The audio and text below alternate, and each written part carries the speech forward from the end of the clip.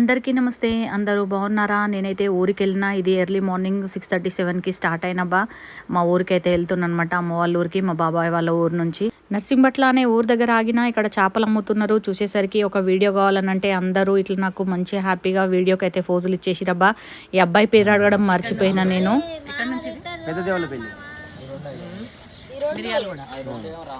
ఎట్లా కేజీ?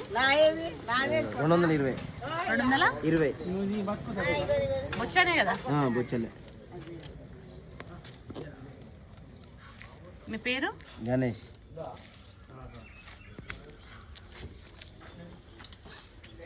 ఇంక అందరితో ఒక వీడియో తీసుకొని ఒక చేపనైతే కట్ చేయించుకొని తీసుకొని బయలుదేరినామబ్బా.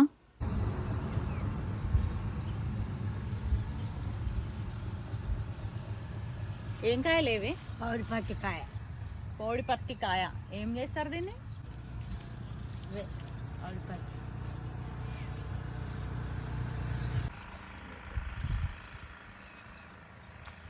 పౌడిపత్తి కాయలు.